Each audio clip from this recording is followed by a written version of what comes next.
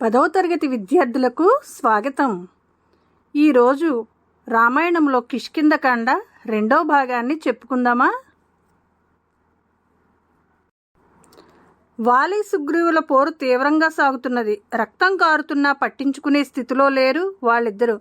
మెల్లమెల్లగా సుగ్రీవుని శక్తి సన్నగిల్లుతున్నది. మాటి మాటికి దిక్కులు చూస్తున్నాడు. అతని ఆంతర్యం అర్థమైంది శ్రీరాముడికి. విషసర్పంతో సమానమైన బాణాన్ని అతడు వాలి మీదకి వదిలాడు. అది క్షణాల్లో వాలి వక్షస్థలంలో నాటుకుంది. వాలి నేల మీదకి వాలిపోయాడు. స్పృహ కోల్పోయాడు. రక్తపు మడుగులో పడి ఉన్న వాలి కొంతసేపటికి తేరుకున్నాడు. రామలక్ష్మణులను చూశాడు.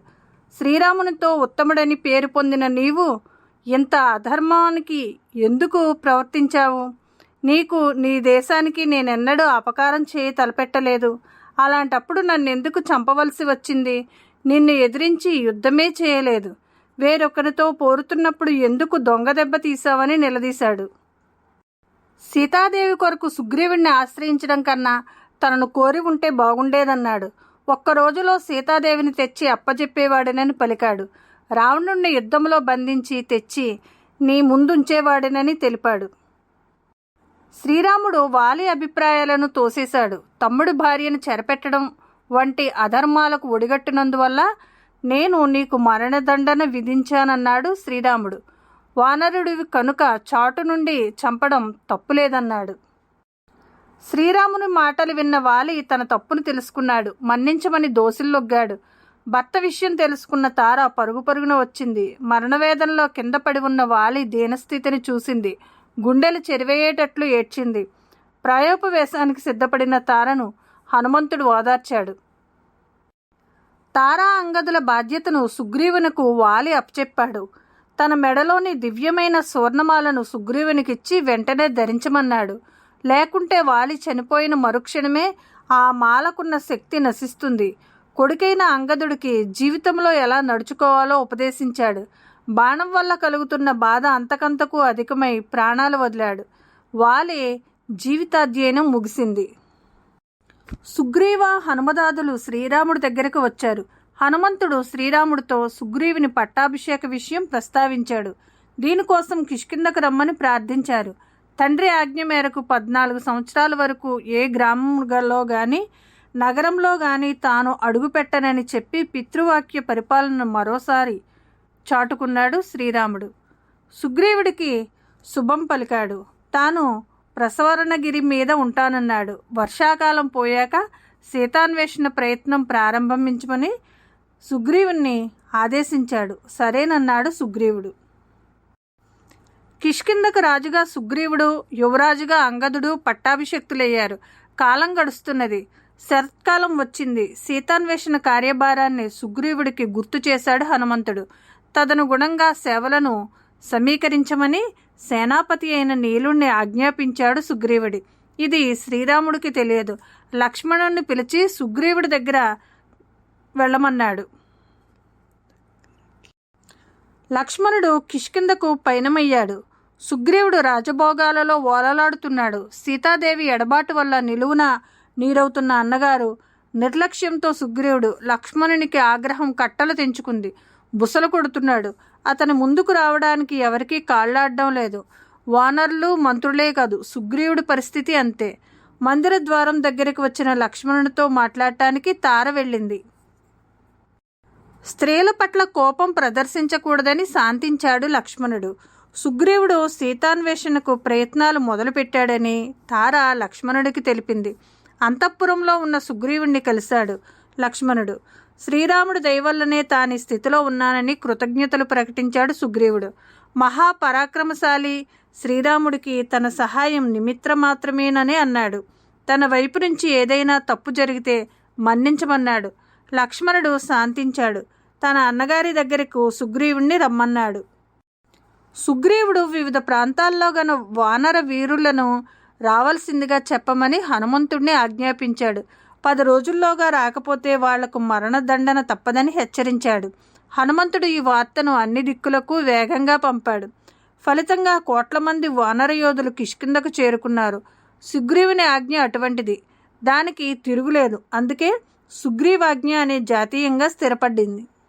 శ్రీరాముడితో సుగ్రీవుడు సమావేశమయ్యాడు. వానరుల రాకను గురించి తెలిపాడు. సీతజాడను తెలుసుకోవడం, రావణుడి నివాసాన్ని పసిగట్టడమే ప్రధాన కర్తవ్యమన్నాడు శ్రీరాముడు. శ్రీరాముని సూచన మేరకు సీతాన్వేషణ కోసం వానర వీరులను నలుదిక్కులకు పంపాడు. తూర్పు దిక్కునకు వినతుని నాయకత్వంలో సేనను పంపాడు. దక్షిణ దిక్కుకు అంగదుని నాయకత్వంలో హనుమంతుడు, జాంబవంతుడు మొదలైన ప్రముఖులతో కూడిన సేనను పంపాడు. మేనమామ అయిన సుశేషుని నాయకత్వంలో పడమరకు, శతబలి నాయకత్వంలో ఉత్తర దిశకు సేనను పంపాడు. ఒక్కొక్క దిక్కున ఏ ఏ ప్రదేశాల గుండా వెళ్లాలో, అక్కడ ఏమేమి ఉంటాయో వివరంగా చెప్పాడు సుగ్రీవుడు. ఆ ప్రదేశాలకు సంబంధించిన అతని జ్ఞానం చూస్తే ముక్కున వేలేసుకుంటాం. నెల రోజుల్లో సమాచారం తెమ్మని సుగ్రీవాజ్ఞ. సీతాన్వేషణను సఫలం చేయగల సమర్థుడు హనుమంతుడేనని సుగ్రీవుని నమ్మకం. హనుమంతుడు అంతే విశ్వాసంతో ఉన్నాడు. శ్రీరాముడి భావన కూడా అదే. అందుకే తన పేరు చెక్కిన ఉంగరాన్ని హనుమంతుడికి ఇచ్చాడు శ్రీరాముడు. సీత దీన్ని చూస్తే హనుమదూతగా నమ్ముతుందన్నాడు. హనుమంతుడు నమస్కరించి రామముద్రికను గ్రహించాడు.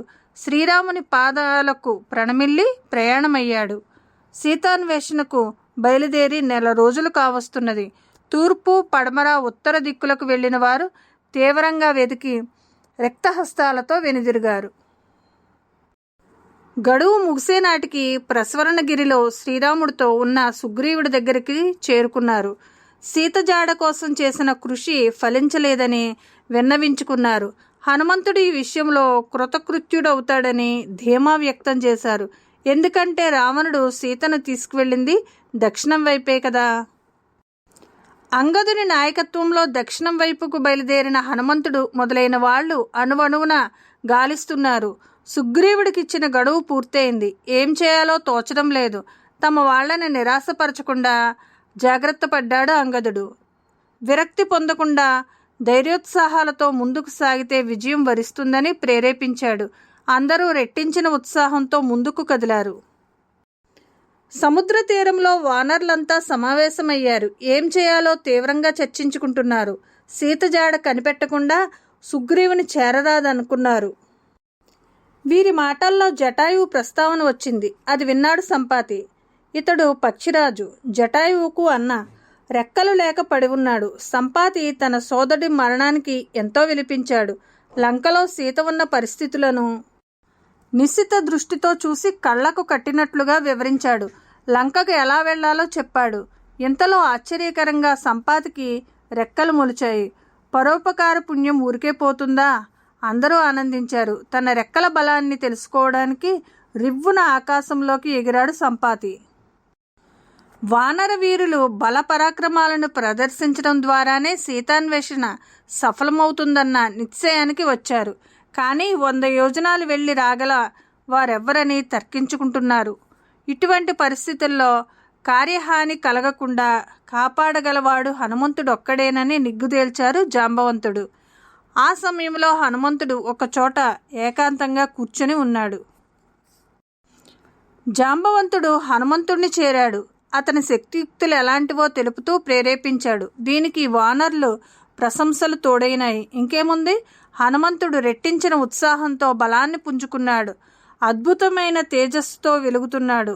వానరులతో నేను మేరు పర్వతాన్ని అనాయాసంగా వేలమార్లు చుట్టగలిగాను. భూమండలాన్ని సముద్రంలో ముంచగలను. గ్రహ నక్షత్రాలను అధిగమించగలను. పర్వతాలను నుగ్గునుగ్గు చేయగలను.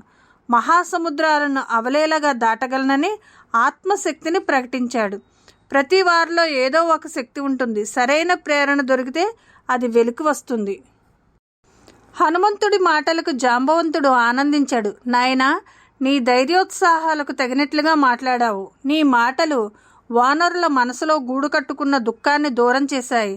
అందరం నీ శుభాన్ని కోరుతున్నాం.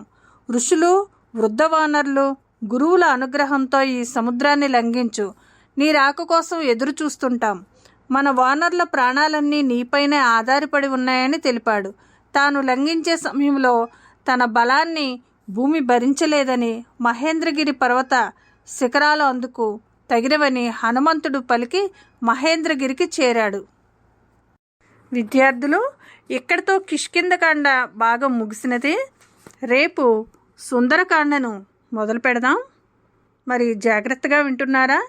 ఈ కార్యక్రమం మీకు ఉపయోగపడిందా? ఉపయోగపడితే తప్పనిసరిగా కామెంట్ చేయండి.